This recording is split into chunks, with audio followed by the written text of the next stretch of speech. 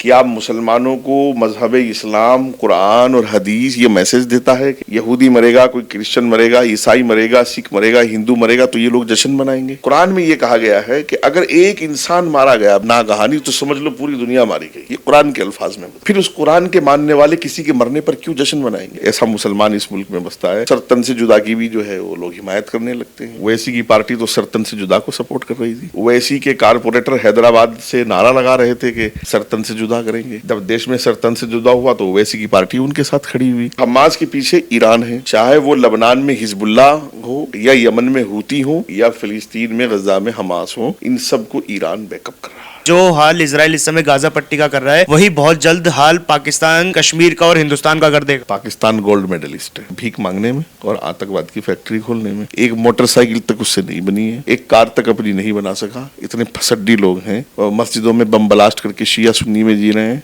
तो ऐसे लोगों की बात तो हमें करनी ही नहीं चाहिए। नमस्कार, मैं आयुष शर्मा और आप देख रहे हैं ओ न्यूज़ हिंदी। इजराइल और हमास के बीच लगातार युद्ध तेजी से बढ़ता जा रहा है, तो वहीं भारत में भी अब दो गुट तैयार हो गए हैं। एक गुट है जो, जैसा कि प्रधानमंत्री मोदी ने कहा है कि हम इजराइल के साथ खड़े हैं, वहीं दूसरी ओर कुछ ऐसे लोग हैं जो हमास जैसे आतंकवादी संगठन का भी समर्थन करते हुए नजर आ रहे हैं। इस पूरे मुद्दे पर बात करने के लिए हमारे साथ मुफ्ती वजाहत काज़मी साहब मौजूद है, उनके साथ जुड़ते हैं। सर, बहुत बहुत स्वागत है आपका ओ न्यूज़। शुक्रिया भाई, धन्यवाद आप आए। अब जो लोग हमास का समर्थन कर रहे हैं फिलिस्तीन की आड़ लेकर, कह रहे हैं कि इजराइल अत्याचार कर रहा है, लोगों को मार रहा है, इस पूरे मुद्दे पर आपकी क्या राय है? देखिए, हमास का और फिलिस्तीन का कोई नया मुद्दा नहीं है। फिलिस्तीन और इसराइल का झगड़ा बहुत पुराना है और इस बार जो झगड़े की रूपरेखा है वो थोड़ी अलग है। इस बार जो है वो हमास ने इसराइल पर हमला किया और अचानक से हमला किया। उसमें सिविलियन, बच्चे, बूढ़े, औरतें, बुजुर्ग मारे गए। प्रधानमंत्री जी ने सिर्फ उस आतंकी हमले की निंदा की है, ना तो प्रधानमंत्री जी ने ये कहा कि हम इसराइल के साथ खड़े हैं, ना ये कहा कि हम फिलिस्तीन के साथ खड़े हैं। और हर भारतीय उस हमले की निंदा करता है। हमास के हमले को इसराइल पर जायज नहीं ठहराया जा सकता। इसका दूसरा रुख ये भी है कि भारत की जो विदेश पॉलिसी रही है हमेशा वो फिलिस्तीन के साथ रही है।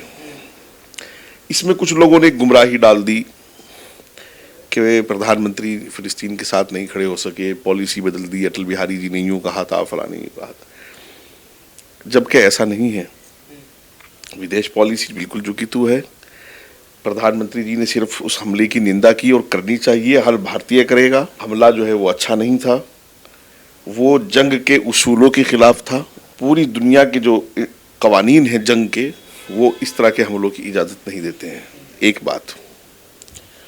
दूसरी बात, जैसे ही फिलिस्तीन में इसराइल ने बमबारी की या नहीं की ये तय नहीं हुआ, लेकिन फिलिस्तीन में एक हॉस्पिटल पर हमला हुआ, लोग मारे गए, तो प्रधानमंत्री जी ने फौरन उसकी निंदा की। तो प्रधानमंत्री जी का और भारत का ये स्टैंड क्लियर हुआ कि हम आतंकवाद के खिलाफ हैं। वो आतंकवाद फिलिस्तीन में हो या इसराइल में हो। तो हर भारतीय अपने राष्ट्र के साथ है, अपने प्रधानमंत्री के साथ है और आतंकवाद के खिलाफ हैं और रहेंगे। हम युद्ध नहीं चाहते हैं, ना वो यूक्रेन और रशिया का युद्ध चाहते हैं, ना हम जो है आर्मीनिया, अजरबैजान का युद्ध चाहते हैं और ना ही हम फिलिस्तीन और इसराइल का युद्ध चाहते हैं। इसमें थोड़ा सा और डिटेल में जाओ। फिलिस्तीन को और हमास को अलग अलग करो। फिलिस्तीन पूरा एक कंट्री है, हमास एक संगठन है और प्रतिबंधित संगठन है और आतंकवादी संगठन है, कट्टरपंथी संगठन है। सिर्फ हमास का गजा पर कंट्रोल है, पूरे फिलिस्तीन पर हमास का कंट्रोल नहीं है। ये गुमराही फैलाई जा रही है कि जंग जो है वो इसराइल और फिलिस्तीन में है, जबकि ऐसा नहीं है। सिर्फ बात हमास और इसराइल की है और हमास के पीछे ईरान है, चाहे वो लबनान में हिजबुल्लाह हो या यमन में हूती हो या फिलिस्तीन में गजा में हमास हो, इन सबको ईरान बैकअप कर रहा है।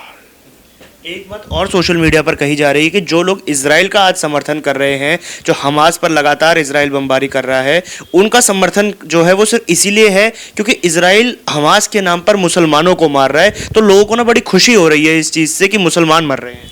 नहीं, देखिए, इंसानियत मर रही है।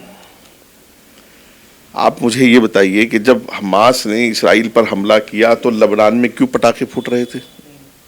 ईरान में क्यों जश्न का माहौल था? क्या आप यहूदियों के मरने पर जश्न मनाएंगे? क्या मुसलमानों को मजहब इस्लाम, कुरान और हदीस ये मैसेज देता है कि आप यहूदी मरेगा, कोई क्रिश्चियन मरेगा, ईसाई मरेगा, सिख मरेगा, हिंदू मरेगा तो ये लोग जश्न मनाएंगे? इस्लाम तो ऐसी इजाजत नहीं देता है। तो दुनिया में हर तरह का आतंकवाद है, थोड़ा हल्का भी है, थोड़ा ज्यादा भी है। ये भी आतंकवाद को सपोर्ट करना है जो ईरान में जश्न मनाया गया और लबनान में जश्न मनाया गया। और भारत की तो बदकिस्मती रही है ये कि भारत इतना खूबसूरत देश, इतनी खूबसूरत परंपराएं, इतना तरक्की याफ्ता देश और ऐसा प्रधानमंत्री जो अपने आप में खुद इतिहास से मिला हुआ है, लेकिन यहाँ तो सरतन से जुदागी भी जो है वो लोग हिमायत करने लगते हैं। यहाँ तो इन सब छोटी छोटी बातों में विश्वास रखते हैं कि हमास को सपोर्ट करो, उसको ना करो, ये सब। जबकि हमारा एक सूत्रीय कार्यक्रम होना चाहिए कि हम अपने राष्ट्र के साथ हैं, हम अपनी सरकार के साथ हैं, हम अपने प्रधानमंत्री के साथ हैं। राष्ट्र हित में प्रधानमंत्री जो विदेश पॉलिसी बनाएंगे हमें वो मंजूर है, ना कि हमें खुद विदेश पॉलिसी बनानी चाहिए बैठ करके।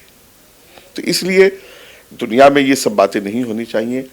कुरान जो है वो किताब है जिसका मजहब इस्लाम का सूत्र है। वो किताब, कुरान में ये कहा गया है कि अगर एक इंसान मारा गया नागहानी तो समझ लो पूरी दुनिया मारी गई है। ये कुरान के अल्फाज में बता रहा हूँ। फिर उस कुरान के मानने वाले किसी के मरने पर क्यों जश्न मनाएंगे?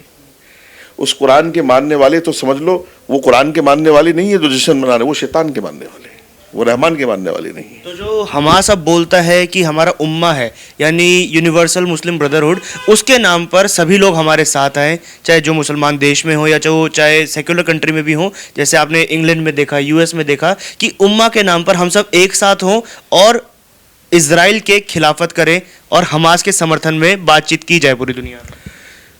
देखिए, उम्मा के नाम पर आपके साथ क्यों आए? आप तो आतंकवाद कर रहे हैं। आप तो फलस्तीनी नौजवानों को भी आज से पहले मार रहे थे। आप फलस्तीनी नौजवानों को मजबूर कर रहे हो कि तुम जो है हमास आकर के ट्रेनिंग लो, जबकि पूरा फिलिस्तीन भी तुम्हें एक्सेप्ट नहीं करता है। और रही उम्मा की बात, इधर जो है फिलिस्तीन से लगा हुआ इजिप्ट है, मिस्र जिसको बोलते हैं, इधर जॉर्डन है, लबनान है। अगर उम्मा की बात है तो गज्जा को इसराइल ने खाली करने के लिए कई बार बोला, ना मिस्र ने सरहदें खोली हैं, ना जॉर्डन ने खोली, तो उम्मा कहाँ रहा? उम्मा तो कहीं नहीं रहा। जब जनरल जियाउल हक से जॉर्डन के शाह जो है फिलिस्तीनियों को मरवा रहे थे तो उम्मा कहाँ था? जब मिस्र और फिलिस्तीन एक जमीन के टुकड़े के लिए लड़ रहे थे तो उम्मा कहाँ था? ये सब बकवास है। आतंकवाद के नाम पर उम्मा एक नहीं हो सकती। मैं फिलिस्तीनियों के लिए तो फिर कहता हूँ कि फिलिस्तीनियों से हमें कल भी हमदर्दी थी, आज भी है। भारत फिलिस्तीनियों के साथ था, है, और हमारी पॉलिसी में कोई ज़रा भी फ़र्क नहीं आया। फिलिस्तीन के लिए इमदाद भी जा रही है, फिलिस्तीन के लिए दवाइयाँ भी जा रही हैं, जाती रहेंगी। भारत चाहता है कि फिलिस्तीन और इसराइल की सीमाएं सुनिश्चित भी हों, सुरक्षित भी हों, लेकिन हमास के साथ नहीं है। सर, आपने कहा कि जो प्रधानमंत्री ने फॉरेन पॉलिसी बनाई है पूरे देश को उसका सम्मान करना चाहिए, लेकिन जब इजराइल की मिसाइलें मस्जिदों पर गिरेंगी, अल-अक्सा मस्जिद को तोड़ दिया जाएगा, शहीद कर दिया जाएगा, ढहा दिया जाएगा, और भी मस्जिदों पर टारगेट करके अगर वो अपने स्पाइस बम गिराएंगे तो कहीं ना कहीं फॉरेन पॉलिसी को एक तरफ रखकर जो देश के मुसलमानों के मन में एक पीड़ा उठेगी और उस पीड़ा के चलते कहीं ना कहीं वो विरोध करेंगे इसराइल का। देखिए, अगर मैं चोरी करके गुरुद्वारे में घुस जाऊं तो मैं साहूकार नहीं बन जाऊंगा। मैं जो है मर्डर करके मंदिर में चला जाऊं तो मैं कातिल ही रहूंगा। मैं जो है 376 करके मस्जिद में चला जाऊं तो एक बलात्कारी ही रहूंगा। मुझे मस्जिद, मंदिर, गुरुद्वारा, चर्च, हर जगह कानून मेरे ऊपर काम करेगा और मुझे कहीं से भी गिरफ्तार कर लिया जाएगा। आप हमास के आतंकी हैं या जैश मोहम्मद के हैं या लश्कर तैयबा के हैं, आप मस्जिद में घुसे हैं कि मंदिर में घुसे हैं कि चर्च में घुसे हैं, आपकी आड़ में या आप किसी चीज़ की आड़ लेंगे तो उसको भी ख़त्म किया जाएगा, आपको भी ख़त्म किया जाएगा। एक मस्जिद, मंदिर, गुरुद्वारे के बहाने से किसी कातिल को, किसी आतंकी को, किसी बलात्कारी को बख्शा नहीं जा सकता और ना बख्शा गया और ना बख्शा जाना चाहिए। इसलिए जब हमास हॉस्पिटल का इस्तेमाल करेंगे तो हॉस्पिटल पर बम जाएगा, हमास मस्जिद का इस्तेमाल करेंगे मस्जिद पर बम जाएगा, स्कूल का इस्तेमाल करेंगे स्कूल पर जाएगा। चूँकि इसराइल ने बहुत बड़ा नुकसान उठाया है और उसने हमास को जो है वो ख़त्म करने की कसम खाई है। लेकिन मैं फिर भी हमारे भारत के प्रधानमंत्री से अनुरोध करूंगा, गुजारिश करूंगा कि वो पूरी दुनिया में वाक़ईतन बहुत अहम पैगाम, बहुत अहम मैसेज उन्होंने G20 से भी दिया और दे रहे हैं लगातार। और भारत ही एक ऐसा देश है कि वो यूक्रेन रशिया हो, आर्मीनिया अज़रबैजान हो, या फ़िलिस्तीन इसराइल हो, हमास इसराइल हो, सब जगह अमन की बात कर रहा है। तो भारत तो युद्ध बंदी चाहेगा, भारत तो चाहेगा कि सिविलियन ना मरे, बच्चे ना मरे, भारत तो चाहेगा अमन हो, भारत तो चाहेगा कि ये सब चीज़ें ख़त्म हो और बातचीत से मसला हल हो। ऐसी उम्मीद भारत करता है सबसे। जो असदुद्दीन ओवैसी जब लगातार पब्लिक स्पीचेस में बोलते आ रहे हैं कि फ्री पैलेस्टाइन, अलग सा मस्जिद जिंदाबाद, पैलेस्टाइन जिंदाबाद और गाज़ा पट्टी जिंदाबाद, इस पूरी स्टेटमेंट को, इस पूरे वक्तव्य को आप किस तरीके से देखते हैं? लगाएं, उनका है अधिकार, वो जो चाहे नारा लगाएं। ओवैसी की पार्टी तो सरतन से जुदा को सपोर्ट कर रही थी। ओवैसी के कारपोरेटर हैदराबाद से नारा लगा रहे थे कि सरतन से जुदा करेंगे, और जब देश में सरतन से जुदा हुआ तो ओवैसी की पार्टी उनके साथ खड़ी हुई। ये तो हमारा दुर्भाग्य कहो कि हम लोग जो है ऐसे देश में हैं कि हम इतने आज़ाद हैं कि कई बार हमारी आज़ादी ही हमारी दुश्मन बन जाती है। तो वो काम ओवैसी भी कर रहे हैं, और मस्जिद अक्सा से जितनी ओवैसी को मोहब्बत हो, इतनी मुझे मुफ्ती वजाहत को भी मोहब्बत है। वो हमारा जो है हमारे लिए सम्मान, काबिल एहतराम है।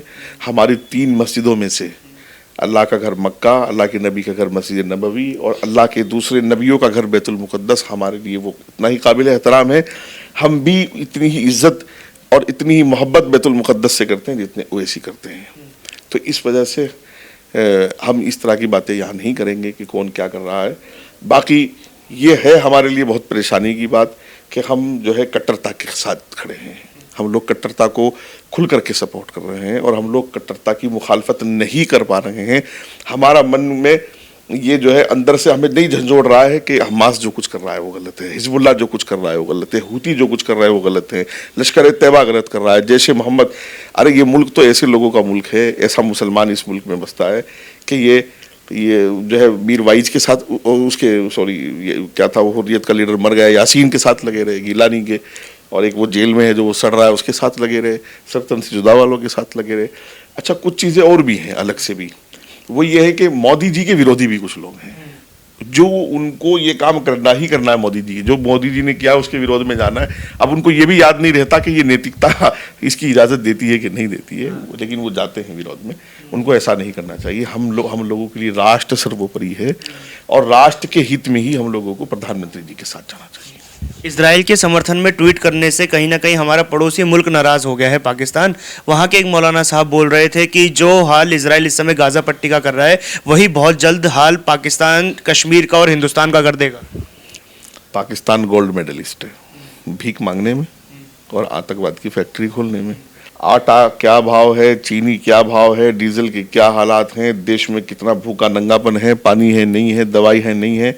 जहां आज से 60-70 साल पहले खड़ा था वहीं आज खड़ा हुआ है। एक मोटरसाइकिल तक उससे नहीं बनी है, एक कार तक अपनी नहीं बना सका। इतने फसड्डी लोग हैं। आज भी वहाँ जागीरदारी चल रही है, आज भी वो मस्जिदों में बम ब्लास्ट करके शिया सुन्नी में जी रहे हैं। तो ऐसे लोगों की बात तो हमें करनी ही नहीं चाहिए। भारत बहुत आगे जा चुका है, बहुत तरक्की कर चुका है, और मुझे उम्मीद है कि मोदी जी की क़यादत में भारत और तरक्की करता रहेगा, सुपर पावर बनेगा। भारत अपने आप में देखो, भारतीयता का अगर दूसरा नाम आप तलाश करोगे वो है शांति, अमन, भाईचारा, मोहब्बत। और पाकिस्तान का दूसरा नाम तलाश करोगे शैतान, शर, फितना, यही सब चीज़ें निकल करके। बहुत बहुत धन्यवाद मुफ्ती साहब हमारे साथ जुड़ने के लिए। मुफ्ती वजाहत कासमी इस वक्त हमारे साथ मौजूद थे, और उन्होंने उन तमाम लोगों को मुंह तोड़ जवाब दिया जो कहीं ना कहीं फ़िलिस्तीन की आड़ लेकर हमास जैसे आतंकवादी संगठन का समर्थन कर रहे हैं। हालांकि उन्होंने ये बात बिल्कुल स्पष्ट तरीके से बता दी कि जो भारत का स्टैंड है वो एकदम क्लियर है, और भारत ने जहाँ एक और इजराइल की फेवर में ट्वीट किया, तो वहीं दूसरी ओर फिलिस्तीन में जो लोग मारे गए उनके लिए हेल्पिंग एड्स भी भेजी, दवाइयाँ भी भेजी। तो कहीं ना कहीं जो प्रधानमंत्री वसुधैव कुटुंबकम की बात करते हैं, उस नीति पर भारत और भारत की सरकार खड़ी उतर रही है। इस पूरे मुद्दे पर आप लोगों के क्या विचार है, ये आप हमें कमेंट बॉक्स के माध्यम से जरूर बताएं। वीडियो जर्नलिस्ट प्रसन्नजीत झा के साथ मैं आयुष शर्मा, ओ न्यूज़ हिंदी।